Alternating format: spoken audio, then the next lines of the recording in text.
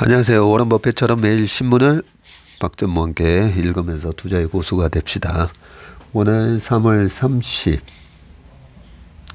목요일 순서입니다. 옛날에 재밌는 일화를 말씀드리면 저희 직원들하고 인피니티 때 한 달에 한 번씩 월간 운용회의를 하면 오후 4시부터 거의 저녁 7시까지 할 때도 있고요.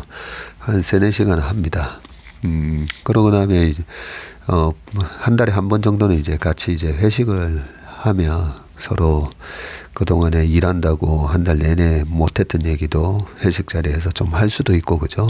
뭐 요즘은 회식 안 하는 분위기라고 하긴 하는데, 어느 정도의 그래도 우리가 그런 식사라도 한 번씩 안 하면 너무 건조하잖아요. 직장 분위기가. 그런데 제가 그때 당시에도 회식을 하더라도 제가 술을 잘 안 마시다 보니까 그래도 술 한 잔씩 하고 해야 좀 더 이렇게 격이 없는 막 얘기도 오가고 할 수가 있는데, 그래서 제가 썼던 방법이 밥 먹고 와서 저희 직원들하고 포카를 쳤습니다. 포카. 회사에서. 예. 회사에서 포카를 치는데 그게 약간 일석이조의 효과가 있었던 게, 포커를 치는 이유가 직원들이 정말 확률적인 배팅을 할 수 있는지, 그리고 확률적인 배팅을 한다는 게 얼마나 중요한지 좀 그 부분을 알려주고 싶었고요. 포카도 보면 어떤 그 텍사스 홀덤이라고 요즘 미국에서는 그런 프로그램이 되게 유행했었잖아요. 총 7개의 카드 중에 지금 6개 중에 뭐 AA 그리고 10 이런 식으로 해가지고 아투 페어를 잡았을 때 이 사람이 다른 사람하고 따져가지고 이길 확률이 얼마인지 확률이 바로바로 탁탁탁 계산돼서 나오잖아요, 그죠?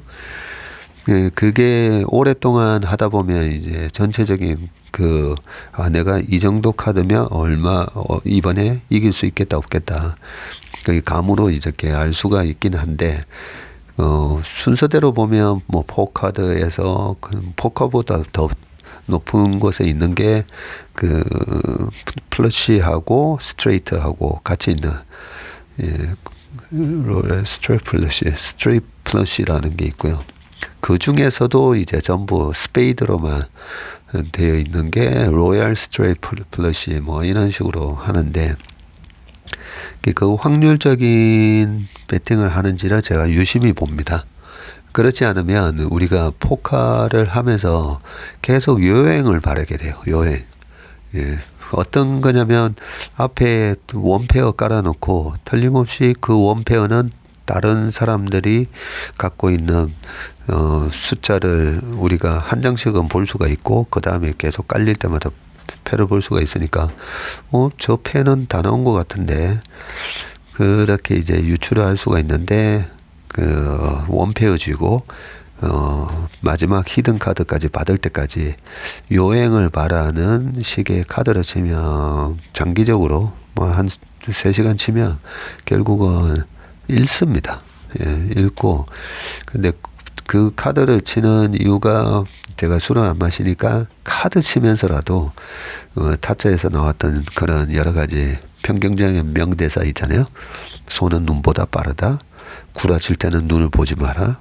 네, 밑장 빼기 하면 소리가 다르다. 뭐 이런 얘기 하면서 직원들하고 아주 재밌게 그렇게 얘기를 했던 그런 기억이 납니다.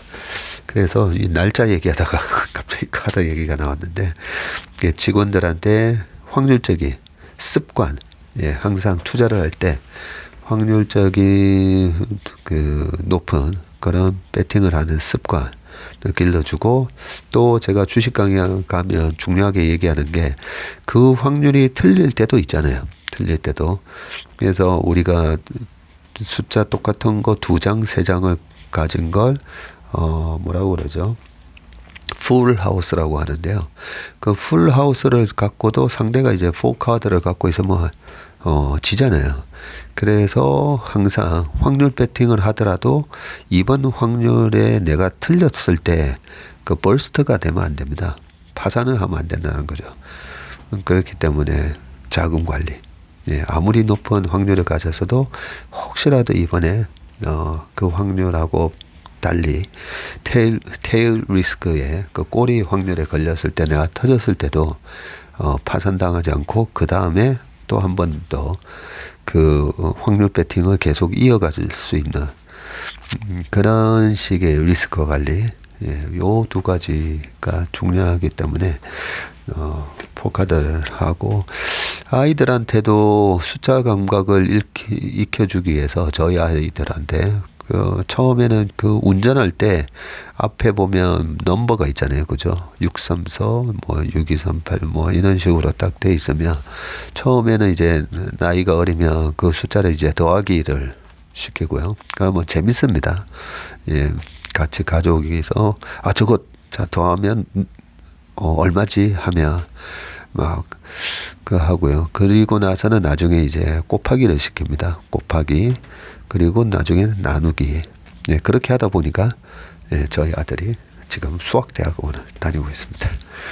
쓸데없는 얘기로 시간이 벌써 6분이나 지나가서 죄송합니다. 한국경제신문이고요.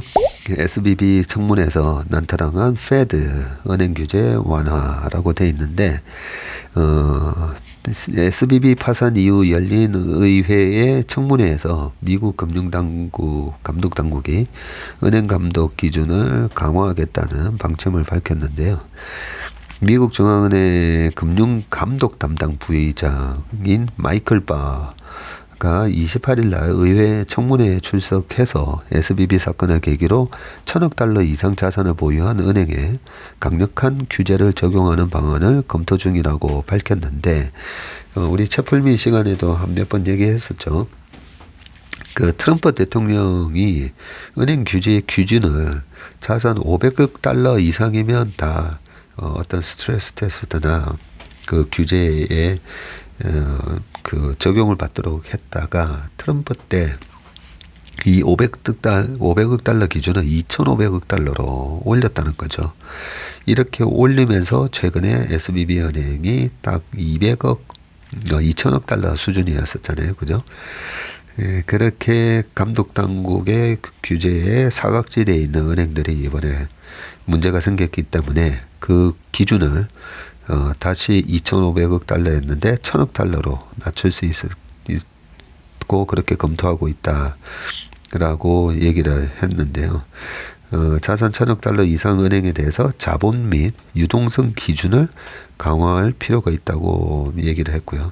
SBB 사태는 잘못된 경영의 교과서 같은 사례라고 하면서 은행 파산 사태와 관련해서 지난달 중순이 돼서야 처음으로 인지했다고 얘기를 했습니다.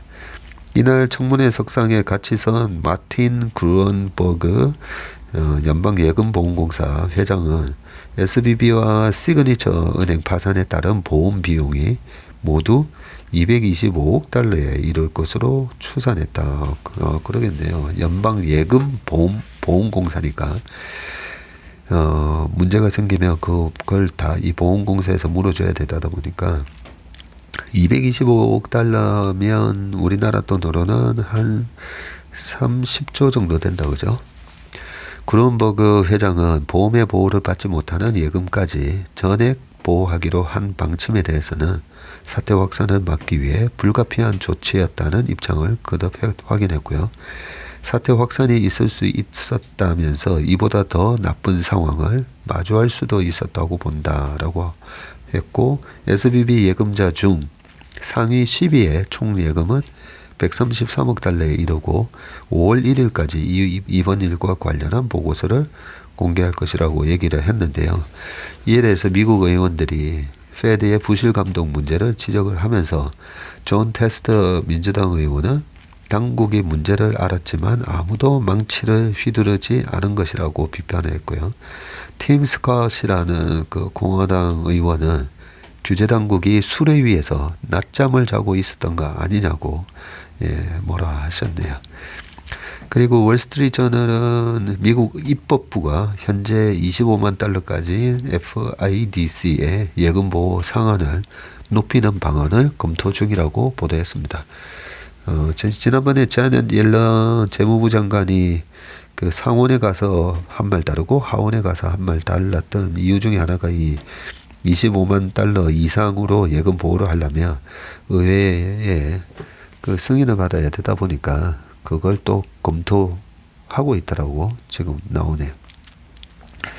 그 다음은 중국 항공편 주 63회에서 엄청나게 늘어납니다. 954회로 늘어난다고 합니다. 참고로 우리가 2011년도에 우리나라로 들어오던 중국의 요커수가 100만 명 정도였다가 2016년도에 800만 명까지 딱 사드 보복 직전까지 한 800만 명 들어왔다가 그리고 보복에 의해서 400만 명 이하로 떨어졌다가 2019년도에는 거의 다시 600만 명이었나요? 400인가 600만 명까지 이제 회복했죠. 그러다가 코로나 터지고 작년에 23만 명 들어왔습니다. 23만 명. 거기에는 또 제가 인프라가 그동안에 많이 이렇게 다시 위축이 됐었다고 그랬죠. 들어오려면 배 타고 들어오는 분들도 일부 있지만 거의 다 비행기로 들어오잖아요. 그죠? 비행기가 얼마나 이 항공편이 빠르게 회복되는가 이게 제일 중요한데 한번 읽어보겠습니다. 정부가 29일 발표한 내수 활성화 대책에는 외국인 입국을 늘리기 위한 조치도 포함됐는데요.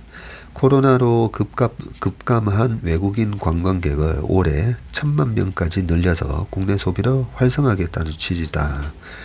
2019년도에 거의 1,900만 명 가까이 들어왔었는데요. 근데 올해 1,000만 명이면 2019년 대비해서는 여전히 한 60%밖에 안 된다, 그죠? 60%도 안 되는데 정부는 미국, 일본, 대만 등 한국으로의 입국자 수가 많고 입국 거부율이 낮은 22개국 국민을 대상으로 전자여행 허가제, 우리나라도 이게 있네요. KETA를 내년까지 한시 면제하기로 했다고 합니다. 이 KETA는 무비자 입국 대상 국가의 국민이 입국하기 전에 개인정보 등을 사전에 온라인으로 작성해서 허가받는 제도인데 우리도 미국에 들어갈 때 이스타라고 하죠. 그죠? 거기 들어가서 비자 약간 뭐 비자 받듯이 그렇게 여행 허가를 받을 수가 있는데 우리가 이걸 KETA라고 이름을 붙여놨네요. 코로나로 중지된 환승 무비자 제도는 다음 달까지 규정을 개정해서 복원하기로 했고요. 개정 작업이 끝나면 유럽, 미국 등 34개국으로의 입국 비자를 소지한 외국인 여행객은 한국에서 환승할 때 최대 30일까지 지역 제한 없이 국내에 체류할 수 있다. 그래요. 미국이나 유럽이나 미국 등 34개국으로 들어가려고 하다가 보통 이제 싱가포르에서 미국으로도 다이렉트로 가기에는 너무 멀다 보니까 한국을 경유하는 경우가 되게 많잖아요. 그러면 한국에서 이제 약간 스탑오버를 해야 되는데 한국에 내려서 한 일주일 놀고 미국으로 들어갈 때 비자 없이 그냥 30일 동안 머무르게 해주니까 파격적이다, 그죠? 그리고 또 비자와 무관하게 인천공항 환승 프로그램을 이용할 경우에 수도권에서 최대 3일간 머물 수 있게 된다고 했는데 중국인 단체 관광객은 국내 공항으로 입국한 뒤에 제주공항으로 환승할 때 최대 5일, 양양공항은 10일 동안 각 공항 권역 및 수도권 체류가 가능해진다라고 되어 있네요. 그래요. 그 제주도로 갈 때 우리나라 뭐 들으면 제주도는 꼭 한번 가보고 싶을 거 아닙니까, 그죠? 근데 서울, 뭐 속초, 부산, 제주, 그러고 다시 중국으로 돌아가는 그런 식으로 이제 스케줄을 따면 그냥 아예 그 비자 없이 그냥 들어와서 여행 오실 수가 있네요, 그죠? 주요 국가의 항공편 증편도 추진을 하는데 한중간 노선은 2019년 주 평균 1100회였던 항공편 운항 횟수가 지난 2월에는 주 63회에 그쳐서 회복률이 5.7%에 불과했네요. 야, 2019년도에 주 평균 1100회였으니까 52주면 그죠? 50을 곱하면 5,500, 5만 5천, 5만 6천 1년에 한 5만 6천 회의 항공편이 한중간 왔다 갔다 했었네요. 야, 근데 5.7%니까 너무 낮긴 낮았었네요. 정부는 오는 9월까지 중국과의 항공편 운항을 주 954회로 회복률 거의 86.7%까지 늘릴 계획이라고 합니다. 정부는 이번 대책을 통해서 지난해 320만 명 수준이던 외국인 관광객을 올해 3배 이상으로 끌어올린다는 목표다. 야, 1900만 명에서 작년에 320만 명까지 떨어진 게 결국은 중국 관광객 숫자 600만 명이 싹 없어지다 보니까 320만 명이었고 900만 거기다가 일본 관광객도 못 들어오다가 올해 이제 본물 터지고 있잖아요, 그죠? 그렇군요. 아무튼 이렇게 빨리 정부가 해야 될 일이 이런 인프라를, 그죠? 소상공인 분들이나 식당 하시는 분들이 얼마나 그동안 힘들었습니까? 그러면 이 중국하고 외국에서 들어오는 관광객이 빨리 자유롭게 들어올 수 있도록 인프라를 깔아줘야 되는데 빠른 조치가 지금 좀 이루어지는 것 같습니다. 그 다음은 자고 나면 진화하는 AI, 막 걸음마 뗀 한국 OMG 플랫폼에 종속되나라는 기사고, 야, 요즘 AI에 관한 얘기를 들으면 정말 놀랍지 않습니까, 그죠? 정말 놀랍습니다. 자고 나면 진화하는 AI인데 갈 길 먼 한국 AI 챗봇 기술 삼두마차 OMG의 질주, 오픈 AI 앱장터처럼 양방향 서비스. 마이크로소프트는 클라우드, 구글은 알고리즘 강자, 구글, 애플, 모바일, OS 종속, 전철을 발라, 기술 속도전에서 밀리는 네이버와 카카오. 업계에서 주목받는 서비스 못 내놔. AI도 미국 빅테크 생태계에 종속 우려가 있다라고 되어 있네요. 작년 11월 오픈 AI가 내놓은 대화형 생성 AI 서비스 챗GPT는 인터넷 이후 가장 혁신적인 서비스라는 평가와 함께 출시 2개월 만에 이용자 수가 1억 명을 넘어섰죠. 이걸 가지고 과거에 뭐 페이스북이나 아마존이나 1억 명 넘는데 걸리는 시간이 과거에 3년, 5년 뭐 이러다가 이 챗GPT는 불과 2개월 만에 1억 명 넘었다. 뭐 이렇게 비교도 많이 합니다. 생성 AI의 잠재력이 확인되면서 올해 들어서 하루가 멀다 하고 언어, 이미지, 영상 등 다양한 분야에서 새로운 서비스와 기술이 등장하고 있고요. 이 같은 흐름을 주도하는 것은 오픈 AI와 마이크로소프트 그리고 구글, 이렇게 해서 OMG라고 하네요. M은 마이크로소프트, G가 구글인데 O가 뭔가 했더니 오픈 AI는 어차피 마이크로소프트 아닌가 싶은데, 국내 주요 IT 기업도 새로운 서비스를 준비 중이지만 기술 수준과 속도에서 빅테크에 밀리는 모습이다. AI 플랫폼으로 진화한 챗GPT 해가지고 지금 그림이 나오는데요.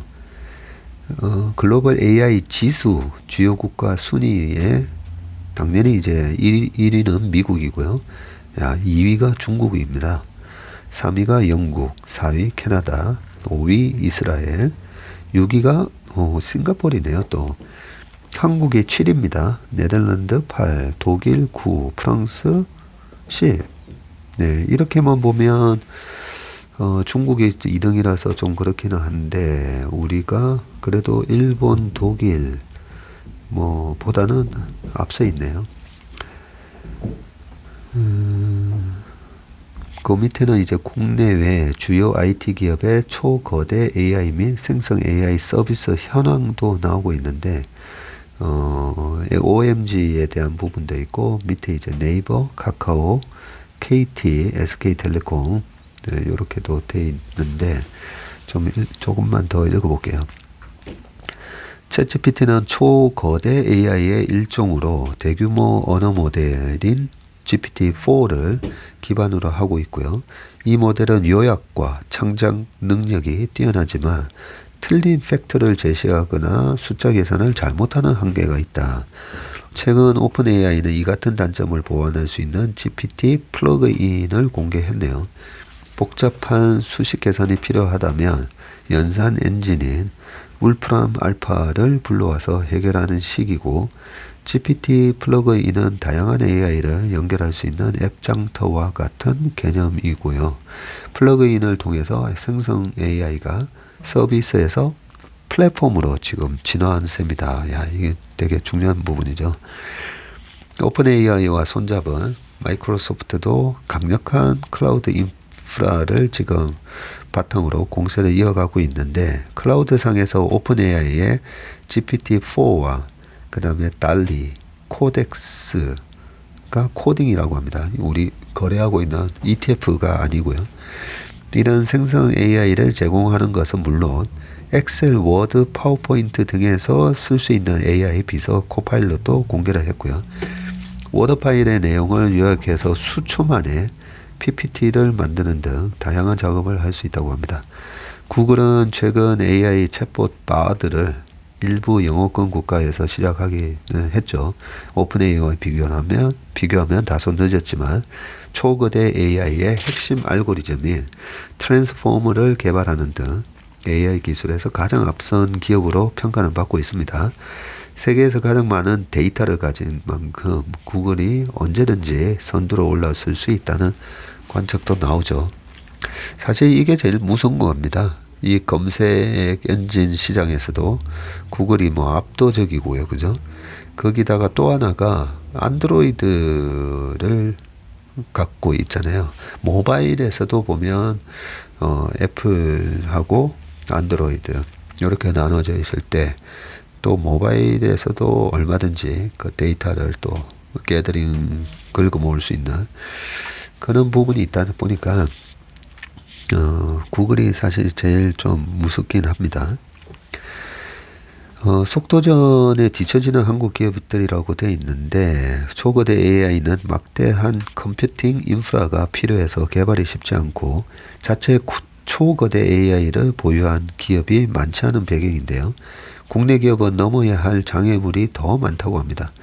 영어권 국가 기업이 아닌데다가 데이터 수집과 관련한 규제도 다양하고 인프라를 갖췄다 해도 활용할 수 있는 데이터의 양과 질 측면에서 빅테크에 밀릴 가능성이 높다고 합니다.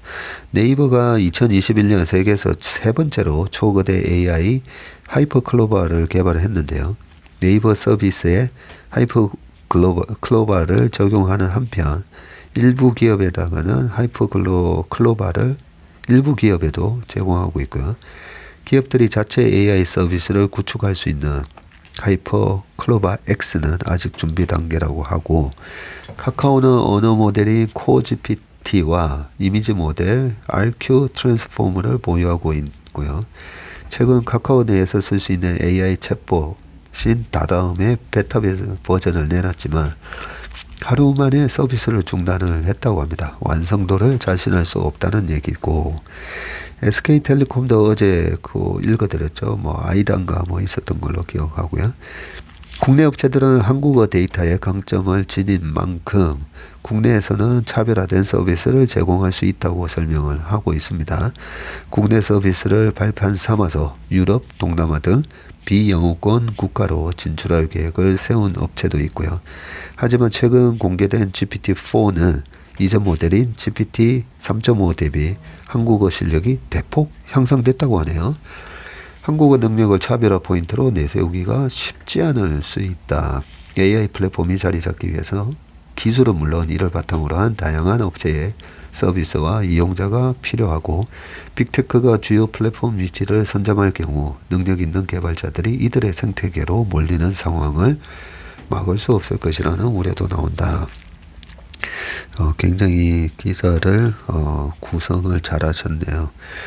그 네이버가 지난번에 이제 우리가 한국어 데이터가 챗GPT 3.0에 비해서 6,500배나 많다.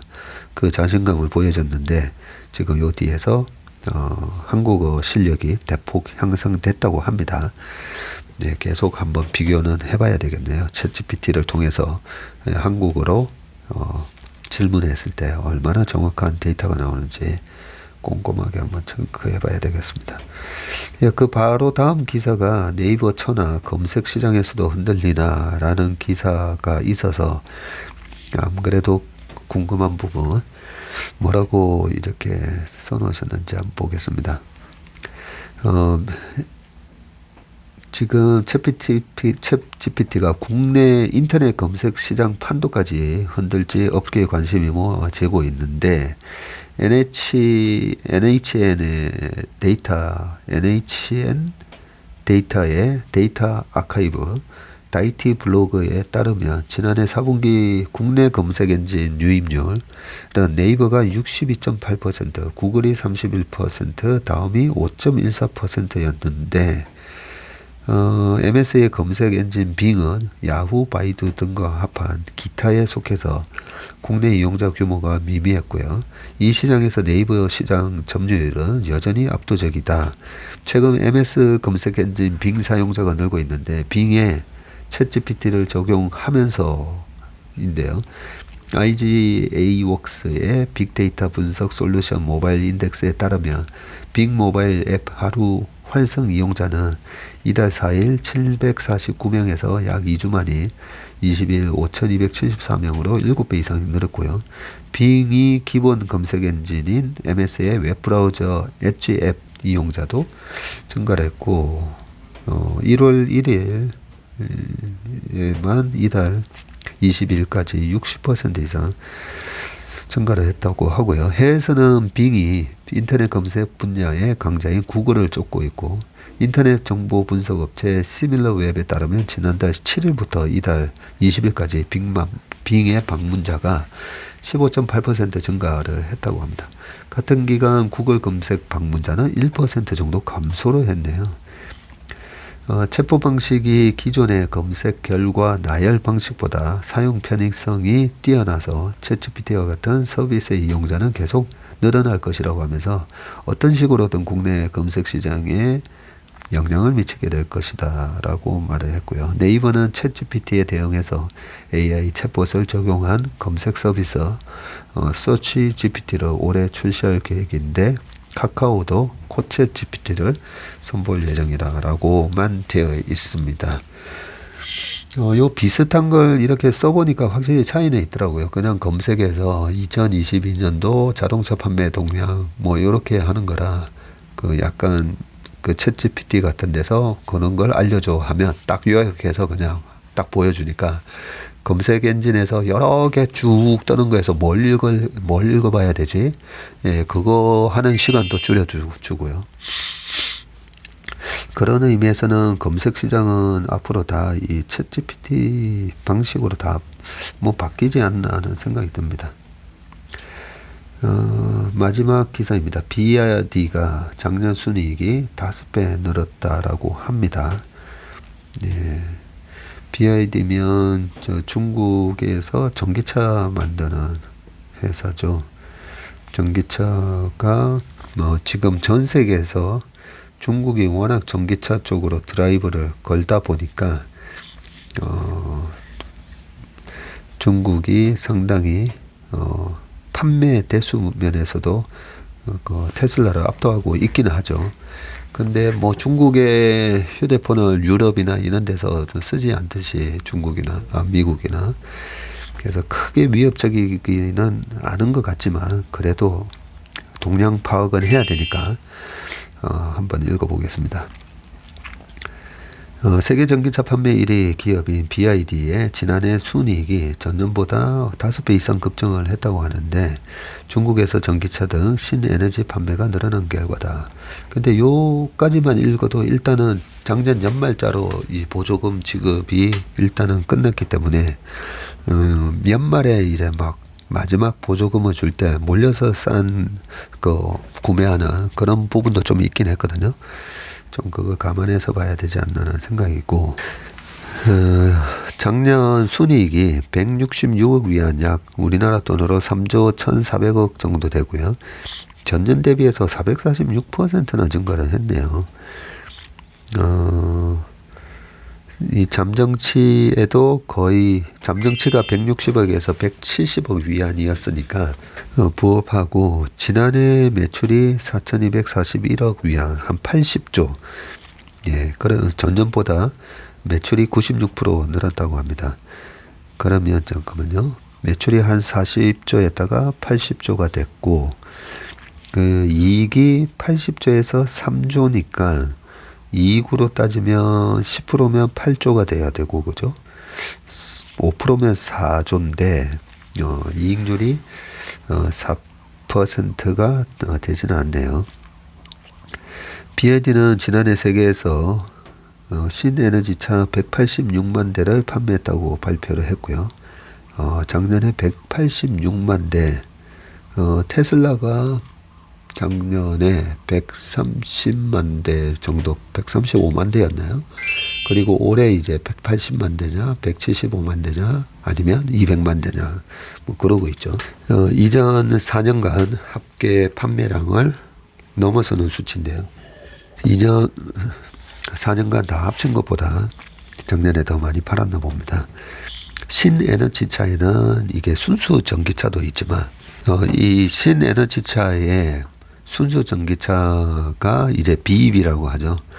가 있고, 그리고 플러그인 하이브리드카 PHEV가 있고, 수소차도 포함되어 있네요. 플러그인 하이브리드카는 배터리가 충전되어 있으면 전기로 달리다가 배터리가 소진될 경우에는 또 기름을 태워서 운행하는 게 이제 플러그인 하이브리드카죠. 이게 예전에 이제 도요타의 프리우스가 이런 방식이었고, 그죠. BYD에 따르면 지난해 판매된 신에너지차 중 절반가량이 순수 전기차라고 합니다. 순수 전기차 이제 BEV고요.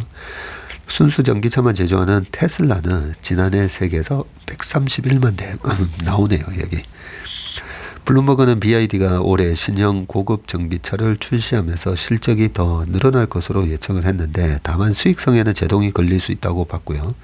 지난해 테슬라가 미국과 중국을 비롯해서 세계 주요 국가에서 전기차 가격을 낮추면서 전기차 가격 경쟁을 촉발했기 때문이고, 이날 왕천푸 BYD 회장은 실적 발표 후에 홍콩에서 열린 행사에 참석해서 중국 신에너지차 시장이 완전한 확장 단계에 진입했다고 하면서, 또한 노르웨이와 덴마크, 영국, 호주, 태국 등 해외 시장 공략을 강화하고 있는데, 다만 테슬라가 버티고 있는 미국 자동차 시장에는 당장 진출할 계획이 없다고 이렇게 얘기를 했습니다.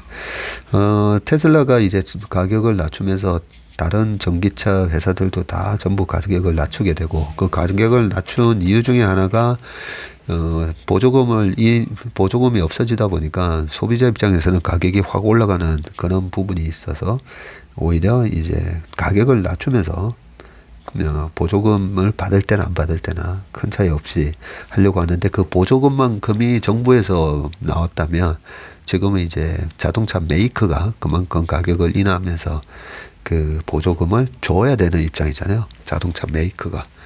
네, 그래서 테슬라도 보면 올해 영업이익 증가율이 2%냐 5%냐, 뭐 아까 차량 판매 대수는 131만 대에서 180만 대 이래 되지만 실질적으로 이익 증가율은 블룸버그 컨센서스로 따지면 그렇게 높지는 않더라고요.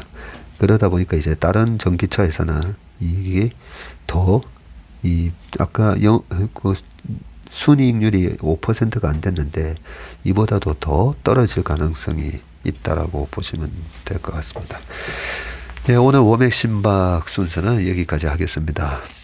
밖에 날씨가 너무 좋아 보입니다. 기온도 25도까지 올라간다고 하고 매번 댓글에 감사합니다 써주셔서 또 되게 감사하고요.